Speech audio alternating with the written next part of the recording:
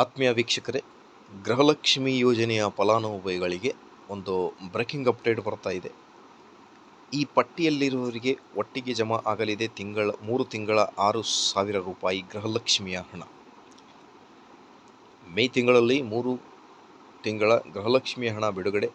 ಬಾಕಿ ಉಳಿದಿರುವ 3 ತಿಂಗಳು ಜನವರಿ, ಫೆಬ್ರವರಿ, ಮಾರ್ಚ್ ಗೃಹಲಕ್ಷ್ಮಿ ಹಣವನ್ನು ಮೇ ತಿಂಗಳಲ್ಲಿ ಫಲಾನುಭವಿಗಳ ಖಾತೆಗೆ ಜಮಾ ಮಾಡಲಾಗುವುದು ಅನ್ನೋದರ ಬಗ್ಗೆ ಸಚಿವರಾದ ಲಕ್ಷ್ಮೀ ಹೆಬ್ಬಾಳ್ಕರ್ ಅವರು ಒಂದು ಗುಡ್ ನ್ಯೂಸನ್ನು ನೀಡಿದ್ದಾರೆ. ಬನ್ನಿ ಹಾಗಿದ್ದಲ್ಲಿ ಡೀಟೇಲ್ ಆಗಿ ನೋಡ್ತಾ ಬರೋಣ ಮಾಹಿತಿ ಏನಿದೆ ಅಂತ.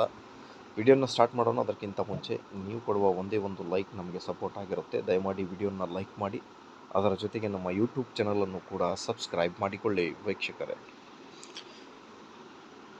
ಗೃಹಲಕ್ಷ್ಮಿ ಪೆಂಡಿಂಗ್ ಅಮೌಂಟ್ ಕುರಿತು ಒಂದು ಲೇಟೆಸ್ಟ್ ಮಾಹಿತಿಯನ್ನು ತಮ್ಮೊಂದಿಗೆ ಶೇರ್ ಮಾಡ್ತಾ ಇದ್ದೀನಿ ವೀಕ್ಷಕರೇ.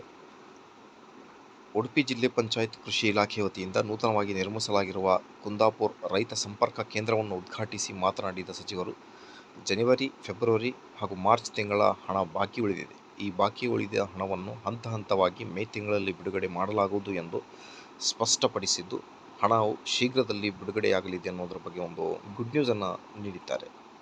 ಬಾಕಿ ಇರುವ 3 ತಿಂಗಳ ಜನವರಿ, ಫೆಬ್ರವರಿ ಮತ್ತು ಮಾರ್ಚ್ ಕಂತಿನ ಮೊತ್ತವನ್ನು ಮೇ ತಿಂಗಳಲ್ಲಿ ಹಂತ ಹಂತವಾಗಿ ಬಿಡುಗಡೆ ಮಾಡುವ ನಿರ್ಧಾರವನ್ನು ಸರ್ಕಾರ ಕೈಗೊಂಡಿದೆ. ಈ ಕಂತುಗಳಿಗೆ ಹಣಕಾಸು ಇಲಾಖೆಯಿಂದ ಈಗಾಗಲೇ ಅನುಮೋದನೆ ಲಭಿಸಿದೆ. ಮೊದಲ ಕಂತು ಮೊದಲನೇ ವಾರದಲ್ಲಿ, ಎರಡನೇ ಕಂತು ಮುಂದಿನ ವಾರದಲ್ಲಿ ಹಾಗೂ ಮೂರನೇ ಕಂತಿನ ಅಂತ್ಯದೊಳಗೆ ಫಲಾನುಭವಿಗಳ ಖಾತೆಗಳಿಗೆ ಜಮಾಯಾಗಲಿದೆ ಎಂಬ ಭರವಸೆಯನ್ನು ಕೂಡ ನೀಡಿದ್ದಾರೆ ವೀಕ್ಷಕರೇ. ಸೊ, ಅರ್ಹ ಪಟ್ಟಿಯಲ್ಲಿ ನಿಮ್ಮ ಹೆಸರು ಚೆಕ್ ಮಾಡಲು ಈ ಒಂದು ಲಿಂಕನ್ನು ನೀವು ಬಳಸಬಹುದು.